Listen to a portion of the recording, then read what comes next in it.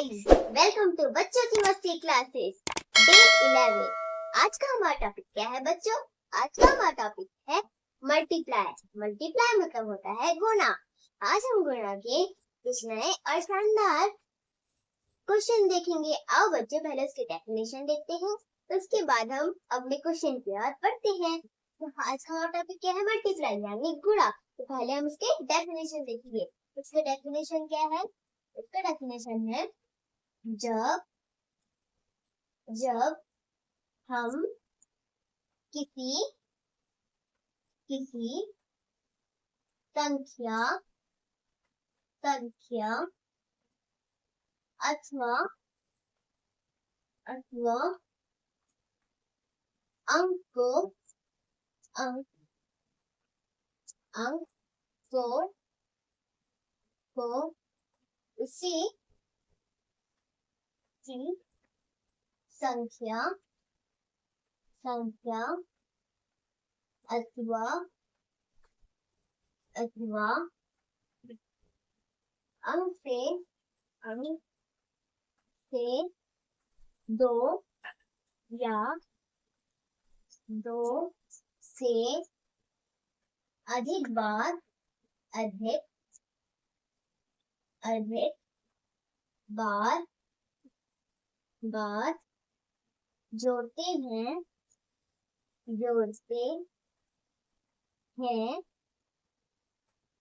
तो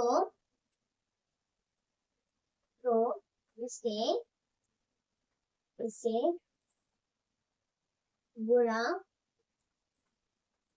कहते हैं मतलब बच्चे इसके आगे भी डेफिनेशन है, पर हम पहले इसे समझेंगे। यहाँ पे क्या डिफरेंस? मतलब जब हम किसी संख्या अथवा अंक, संख्या जो होता है अंक भी वही होता है यानी नंबर, मतलब कोई से भी नंबर को उसी संख्या अथवा अंक को दो या दो से अधिक बार जोड़ते हैं। मतलब यहाँ पे कहा है कि कोई सा भी नंबर हो, मतलब संख्या अंक मतलब होता है नंबर, कोई सा भी नंबर को अगर हम उसी नंबर से क्या करें बच्चों, जोड़ दें, तो उसे हम क्या कहते हैं? तो उसे गुणा कहते हैं। क्या कहते हैं बच्चों? गुणा कहते हैं। अब आप कहोगे यहाँ पे तो जोड़ने की बात आई है, तो यहाँ पे गुणा कैसे आ गया? अब मैं आपको बच्चों क्वेश्चन कराऊंगी पहले, पर हम उसके आगे की डेफिनेशन देखेंगे। आओ बच्चों हम इसके आगे की डेफिनेशन देखते हैं। कम स्टूडेंट, आओ बच्चों हम इसके और डेफिनेशन देखते हैं। तो हमारा डेफिनेशन क्या है? जब जब किसी संख्या को संख्या अथवा अथवा अंक को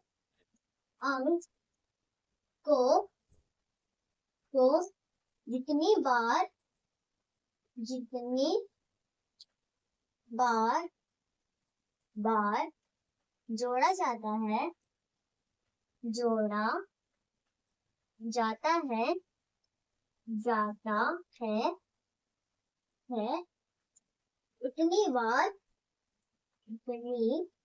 उतनी बार वो गुणा होता है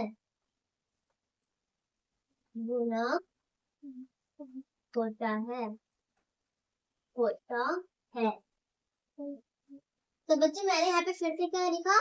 कम स्टूडेंट लेट्स रीड इट। और पढ़ते हैं। जब किसी संख्या अथवा अंक को जितनी बार जोड़ा जाता है उतनी बार वो गुणा होता है। बस अब यहाँ पे ये कह रहे हैं, जब भी हम किसी नंबर को क्या करते हैं, जितनी बार हम जोड़ते हैं, क्या करते हैं बच्चों? जितनी बार हम इसे जोड़ते हैं उतनी ही बार क्या होता है? गुणा होता है। मतलब जैसे 5 है तो 5 को और एक बार जोड़ा 5 से 5, फिर और एक बार जोड़ा 5 से 5, 5 5 5, तो ये जो हो जाता है 3 बार हो गया, 4 बार हो गया। जितनी बार हम सेम नंबर को जोड़े जाते हैं उतनी ही बार वो क्या हो जाता है? मल्टीप्लाई होते जाता है। So student keep note down it. Come student let's some practice. अब बच्चे हम कुछ प्रैक्टिस करते हैं। आप जब अभी तक इतने कंफ्यूज थे कि अगर प्लस करेंगे, एक ही नंबर को बार बार प्लस करेंगे तो गुणा मतलब मल्टीप्लाई कैसे हो जाएगा, अभी हम उसी को समझते हैं। कम जैसे मैंने क्या किया, 5 +5 +5 तो यहाँ पे कितनी बार मैंने 5 लिखा? 1 2 3 4 कितने बार लिखा? 4 बार लिखा। तो अगर हम पहले से प्लस करेंगे तो कितना हो गया? 5 + 5 10 +5 15 +5 20 तो 20 हो गया हमारा आंसर। अगर हम ऐसे प्लस करने की जगह अगर स्मार्ट तरीके से करें तो कैसे करेंगे? हम क्या करेंगे? पहले 5 लिख देंगे। तो कितनी बार है वो? 4 बार है तो 4 लिख देंगे। तो 5 4 से कितना हो गया? 20 मतलब वही आंसर हमारा यहाँ पे निकल गया। यानी अगर एक नंबर को हम बार बार अगर प्लस करें तो हम इसे आसान तरीके से कैसे कर सकते हैं? हम क्या करेंगे? वह नंबर लिखेंगे और वो जितनी बार हमने लिखा है उसको वो लिख देंगे और मल्टीप्लाई कर देंगे तो अब हमारा आंसर आसानी से निकल सकता है। अब बच्चों और प्रैक्टिस करें। तो जैसे मैंने क्या किया, अब हम 12 से लेते हैं। 12 + 12 + 12 + 12 + 12 बस। अब इतने को अगर हम प्लस करें तो कितना होता है? कितनी बार है? 1 2 3 4 5 कितनी बार है? 5 बार है। तो कितना हो जाएगा? यहाँ पे कितना हो जाएगा? हो जाएगा 60। तो अगर हम क्या करें? 12 को अगर मल्टीप्लाई कर दे 5 से तो हमारा आंसर वही हो जाएगा 60। तो ये जो हो गया हमारा आंसर हो गया। तो अगर हमें ऐसे जो सेम नंबर होते हैं उनको अगर प्लस प्लस करना हो, किसी भी जितनी भी बड़ी नंबर हो, अगर हमें उसे प्लस करना हो तो कैसे करेंगे? पहले तो हम वो नंबर लिखेंगे जो नंबर से हमें प्लस करना है। वह नंबर लिखा और जितनी बार लिखा हो उतनी उसमें क्या है, हमें क्या करना है? मल्टीप्लाई कर देना है। ऐसे 5 बार लिखा तो 5 लिख देंगे। तो 12 × 5 मतलब 12 5 60. Come students, let's some more practice. Students, let's some more practice. अब बच्चों हम और प्रैक्टिस करते हैं। जैसे जैसे हमने क्या किया 5 का और 12 का एग्जाम्पल लिया, अब हम लेंगे 6 का एग्जाम्पल। 6 + 6 + 6 + 6 + 6 अब इसका आंसर कैसे करेंगे? जो नॉर्मल बच्चे होते हैं वे कैसे करते हैं? 6 + 6 12 फिर +6 कितना हो जाएगा? हम क्या करते हैं? इसे प्लस कर देंगे तो आंसर हो जाएगा हमारा 30। कितना हो जाएगा? 30 क्योंकि 5 बार 1 2 3 4 5 5 बार है तो हमने 30 लिख दिया। तब मैंने इतनी आसान तरीके से कैसे किया? जो नॉर्मल बच्चे होते हैं वे क्या करते हैं? 6 + 6 12 + 6 18 ऐसे करते हैं। पर हम इसे स्मार्ट तरीके से कैसे करेंगे? हम क्या करेंगे? हम यहाँ पे आंसर बिल्कुल नहीं लिखना, मैंने बस आपको समझाने के लिए लिखा है। हमें क्या करना है? 6 तो पहले लिख देना है, तो मल्टीप्लाई का निशान देखिए, फिर क्या करेंगे हम? कितनी बार लिखा है उसको लिख देंगे। कितनी बार? 1 2 3 4 5 5 बार है तो 5 लिख देंगे। 5 लिख दिया। अब इसी करके कितना हो जाएगा? 6 5 30 कितना हो जाएगा? 30। यानी अगर सेम नंबर को अगर जितनी बार भी प्लस करें, अगर 100 बार भी आ जाए, कितनी बार भी आ जाए, अगर सेम नंबर हो, जैसे 6 कितनी बार था? 5 बार से पहले 6 लिख दिया और जितनी बार था वह लिख दिया। अब मल्टीप्लाई कर दिया से 30 हमारा आंसर आ गया, जो बिल्कुल सही है। अब बच्चे हमारे एग्जाम्पल देखते हैं। तो बच्चों आगे बढ़ने से पहले मैं आपको पिछला पढ़ाई को रिवीजन कराने वाली हूँ। आप सोचोगे पिछला पढ़ाई को क्यों? आप तो आगे बढ़ने वाली हो। नहीं, हम क्या करते हैं? जैसे आगे आगे बढ़ते जाते हैं हम ऐसे पीछे पीछे का भूलते जाते हैं। पीछे का याद रखने का यही सॉल्यूशन है कि उसको रिवीजन करना। तो मैंने आपको जो 1 से 10 तक जो भी पढ़ाया है, प्लस माइनस मल्टीप्लाई जो भी पढ़ाया है, आज मैं आपको वही रिवीजन कराऊंगी ताकि आपकी वो रिवीजन भी हो जाए और अच्छे से प्रैक्टिस भी हो जाए। मैं आपको वही सवाल रिवीजन कराऊंगी जो कि आपके एग्जाम में आता है फर्स्ट सेकंड थर्ड के बच्चों के लिए। आओ बच्चों अपने क्वेश्चन की ओर बढ़ते हैं। तो क्वेश्चन नंबर 1 है हमारा। क्वेश्चन नंबर 1 क्या है? आपके पास आपके आपके पास पास 200 रुपये थे। या थे बच्चों, आपके पास 200 रुपये थे। आपके पापा ने फिर आपके आपके पापा ने पापा पास पापा ने आपको आपको 500 रुपीज 500 रुपीज रुपये और दे दो और दे दिए दे दिए। तो कुल मिलाकर कुल मिलाकर कुल मिलाकर कुल मिलाकर इसमें आपके पास पास कितने रुपए बचे? कितने रुपए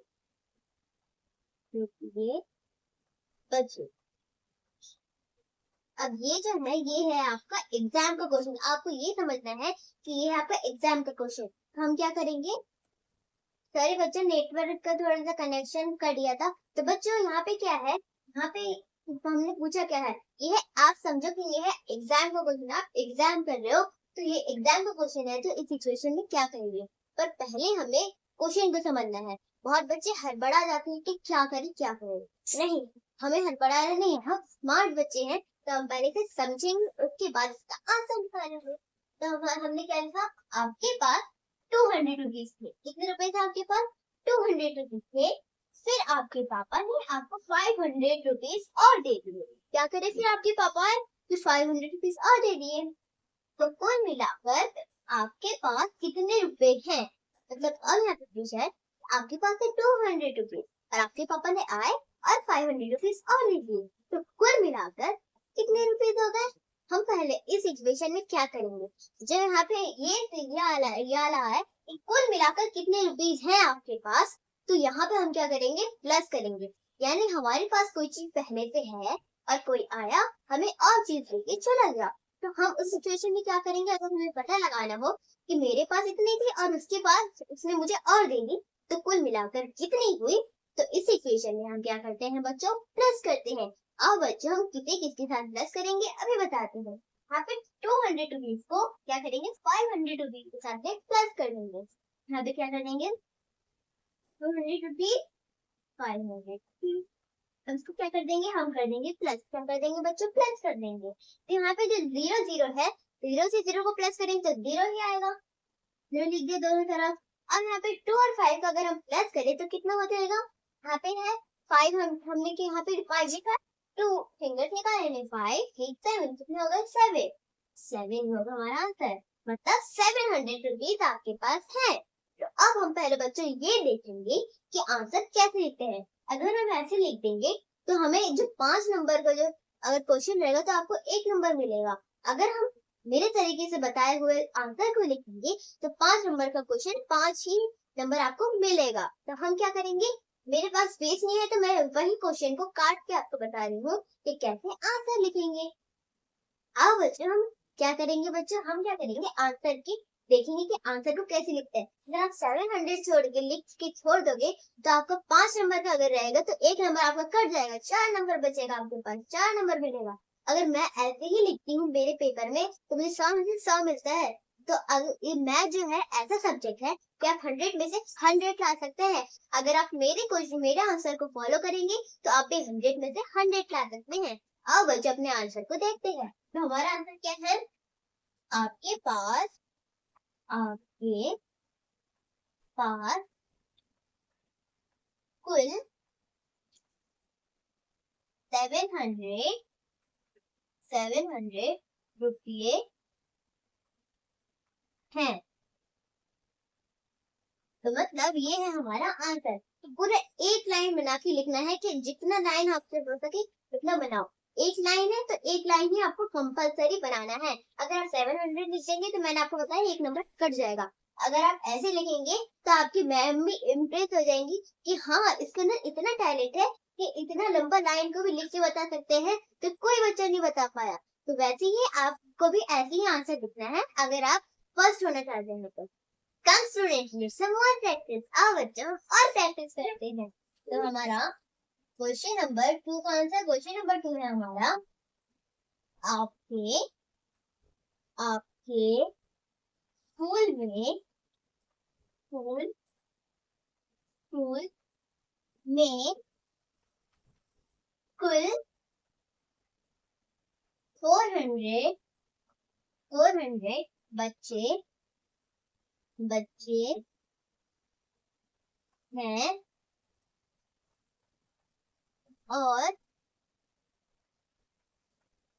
इसमें से 100 बच्चों ने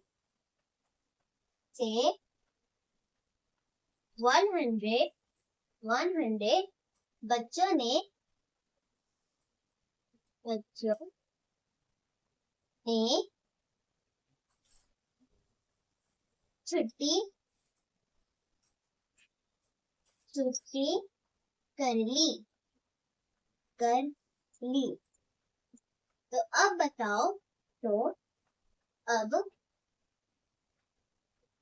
बताओ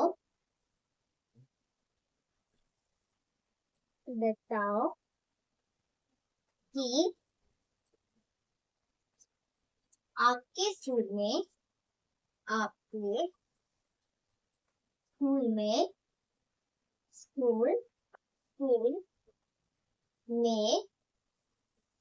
कितने बच्चे बचे? कितने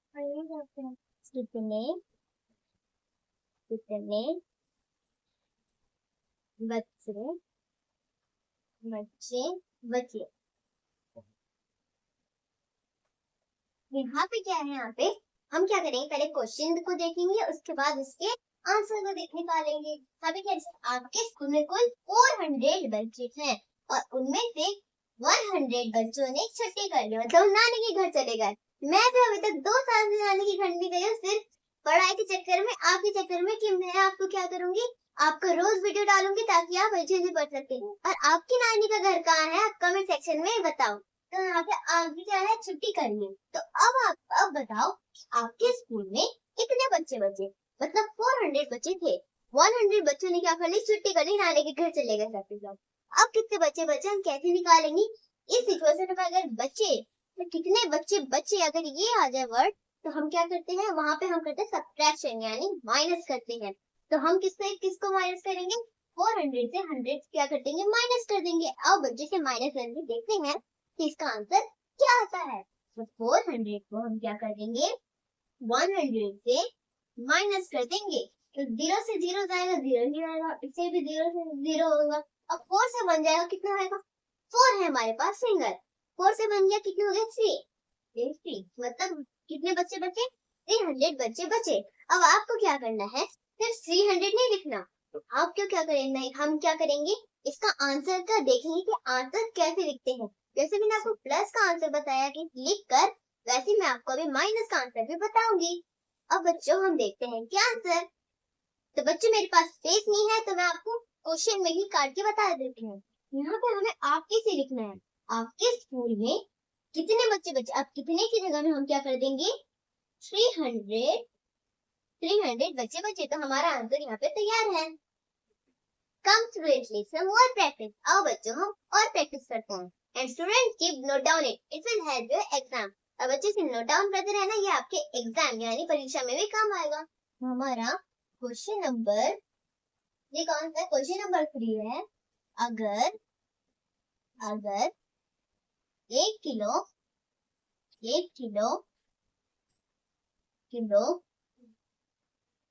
चावल की कीमत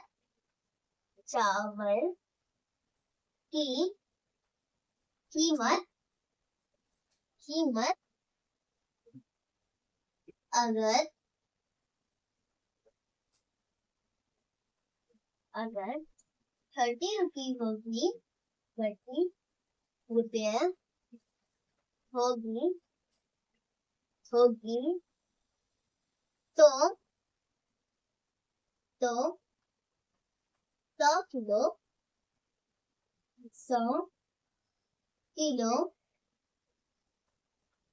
चावल की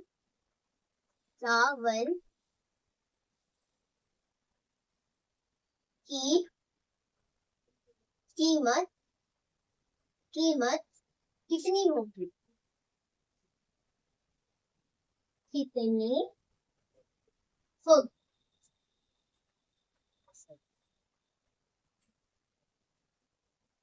तो अब इस सिचुएशन में हम क्या करें।